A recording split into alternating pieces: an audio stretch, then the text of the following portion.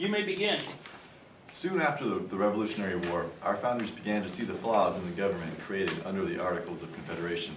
Madison said of the Articles, having witnessed, as a member of the Revolutionary Congress, the inadequacies of the powers conferred by the Articles of Confederation, I felt it to be my duty to spare no efforts to impress on that body the alarming condition of the United States. For this reason, they called a convention in Philadelphia to revise the Articles. A major task of the Philadelphia Convention was to create a central government that had sufficient power to tax, create and enforce laws, and to control the military, but without becoming corrupt. The federal government was to become larger and more powerful, but was controlled with a system of checks and balances executed through the three branches of government. The Anti-Federalists were not convinced and believed that the Constitution and the government created under it could easily violate a citizen's personal rights. Adequate representation of the citizens in the Union became another point of contention among the founders at the Philadelphia Convention. Supporters of the Virginia Plan, which called for proportional representation, argued that a government that represented the people should give equal voting power to equal numbers of people. James Madison believed that the people should be represented, not the states. Supporters of the opposing side, who were mainly smaller states, created the New Jersey Plan. They believed that proportional representation would give them an unequal voice and that the larger states would dominate. The resolution did not come without much debate, but was reached under Roger Sherman's Great Compromise. Thus, the House of Representatives was created in Article 1, Section 2, and would be based on proportional representation.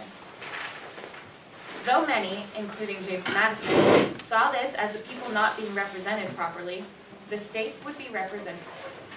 The states would be represented instead of the people who were supporting them. The Senate, created in Article 1, Section 3, would have equal representation with each state selecting 2 senators.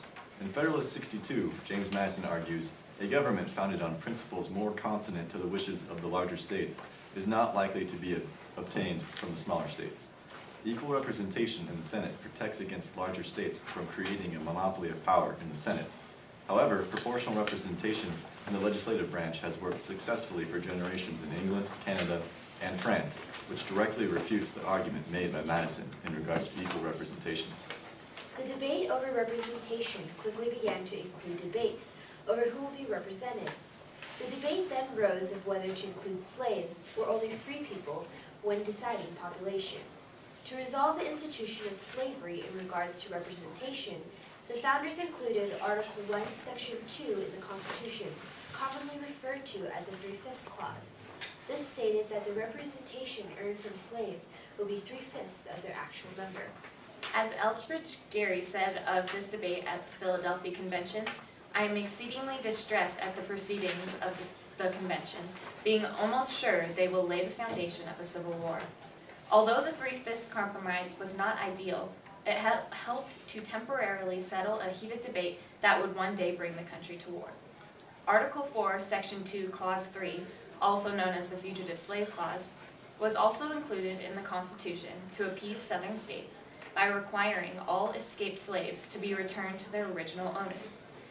These clauses allowed for the Fugitive Slave Act of 1850, as well as the Dred Scott v. Sanford case of 1857, both of which became further cause for the Civil War. 346. 346, okay. Do you think the slavery issue would have affected America in a different way, maybe not as violently and catastrophically, if they had allowed the slave trade longer in exchange for not having the 3/5 or fugitive slave clause?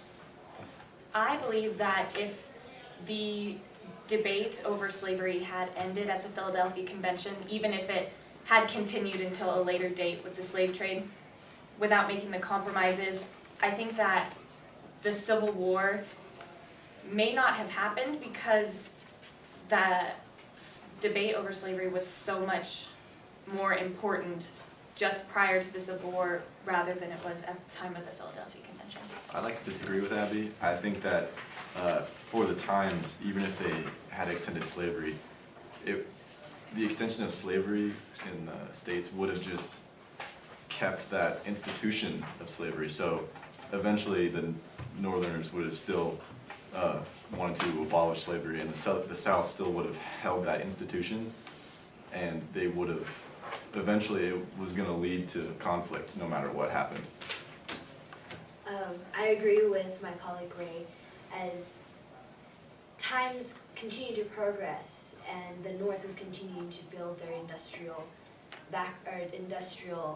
economy, more and more opinions against slavery would have become even more volatile as time would have progressed. And as they erupted at that time was a critical point in resolving that issue.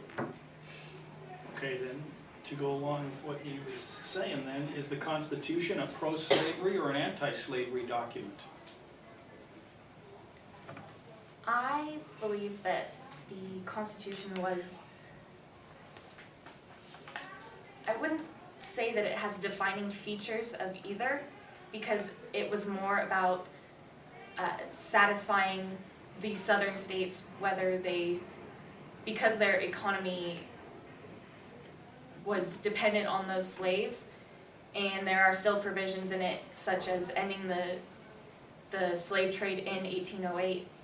There were things that made it an anti-slavery document as well as appeasing the southern states.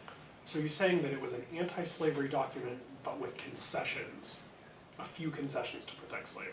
Yes. Oh, it just protected it for the time being, because they had to appease the South still while they were creating the Constitution, because they wanted to, make a nation and not make two separate nations. You must remember that the Constitution was a compromise of very different kinds of opinions, and at the time, in order to sate both sides and not cause even more problems later on, they had to appease both sides. I'll switch up a little bit on you, and my question is, how would you rate the civility of public discourse and debate today, and what, if anything, could be done to enhance it? Would you Could. repeat the question, please? How would you rate the civility of public discourse and debate today, and what, if anything, could be done to enhance it?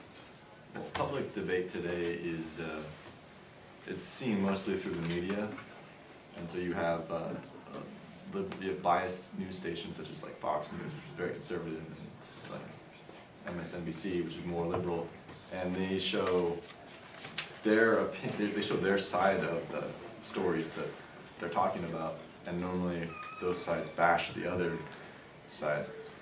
And so I'd say that it could be more civil,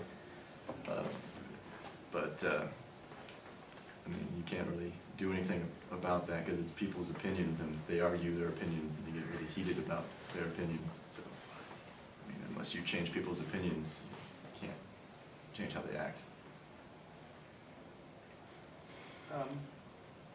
Which plan, the Virginia plan or the New Jersey plan, is more rooted in classical republicanism, would you say? I would say that the New Jersey plan is more rooted in classical republicanism because it gives more, having the With the smaller states being equally represented, that is more classical Republican, because the classical Republicans believe that smaller homogeneous communities were better suited to govern people. And if smaller states had, or if each state had more power than a central government, then their views and their would be better expressed to the people. Can you think of any other compromises made at the Philadelphia Convention besides the ones over slavery and representation, large states versus big states, or small states?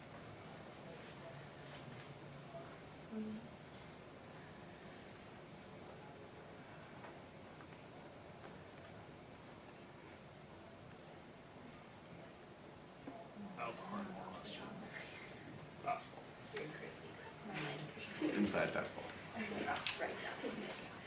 Throwing some high heat. Um, Give a different question. Okay, what contemporary issues do you know about that involved conflict over fairness of representation in Congress. Many of these, there are many non-voting delegates today in the House of Representatives, such as those from Puerto Rico and Guam, but mainly Washington DC, where the residents there don't believe that they have a vote in the House of Representatives, and they feel that their rights as citizens and their privileges as citizens are taken away compared to living just slightly outside of Washington DC. What issues do you think were left unresolved at the Philadelphia Convention? Do you think they've been resolved? Well, the issue of a Bill of Rights was left unresolved at the Philadelphia Convention, because that was hotly debated afterwards with the Federalist and Anti-Federalist debates, and Anti-Federalists such as George Mason saw that a Bill of Rights was very necessary for the people's protections, and well, we have a Bill of Rights today, and so really that was resolved. Another issue that was not resolved at the Philadelphia Convention was something that's in the Constitution but never defined, which is citizenship. At that time was never defined. It was used several times in the Constitution, but nobody knew exactly what a citizen was, although it was resolved through the 14th Amendment. There's about 30 seconds left. You got a quick question? No? Okay, then we'll stop it there.